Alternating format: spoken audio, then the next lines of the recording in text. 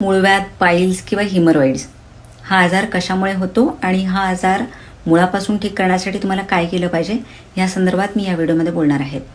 So हा video मी 2 पार्टमध्ये बनवणार आहे.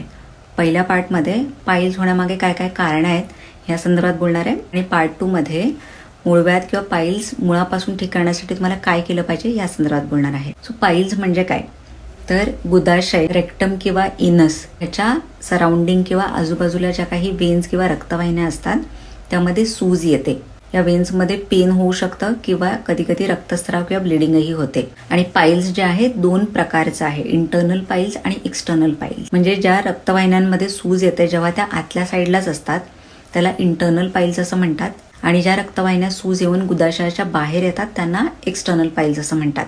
पाईल्स होण्यामागे काय काय कारणं आहेत, तो जे सर्वात प्रमुख कारण आहे ते म्हणजे कॉन्स्टिपेशन, म्हणजे बद्धकोष्ठता. सो जर तुम्ही कमी प्रमाणात पाणी पित असाल किंवा फायबरचं इंटेक तुमच्या आहारामध्ये कमी असेल, तुम्हाला पचनाचे काही विकार असतील, इनडायजेशनचा प्रॉब्लेम असेल, तर कॉन्स्टिपेशन हा आजार होऊ शकतो.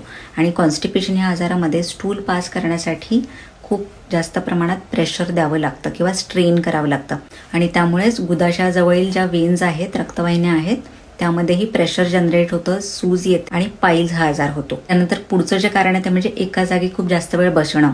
त्यानंतर तुमचं वजन जास्त असेल किंवा प्रेग्नन्सी या कंडिशनमध्ये, तेव्हा गुदाशयाजवळ किंवा रेक्टमजवळील जे मसल्स आहेत त्याच्यावर खूप प्रेशर येतं, आणि या प्रेशरमुळेच आतल्या साईडला ज्या वेन्स आहेत त्यांच्यामध्येही प्रेशर येतं आणि सूज यायला लागते, आणि म्हणूनच पाईल्स किंवा मूळव्याध हा आजार व्हायला लागतो. त्यानंतर पुढचं जे कारण आहे ते म्हणजे एजिंग किंवा वय होणं. जसं वय होतं तसं शरीरातल्या वेन्स किंवा ज्या रक्तवाहिन्या आहेत त्या लूज होतात, आणि त्यामुळे पण पाईल्स हा आजार होऊ शकतो. मी माझ्या पार्ट 2 व्हिडिओमध्ये बोलणार आहे पाईल्स हा आजार मुळापासून ठीक करण्यासाठी तुम्हाला काय केलं.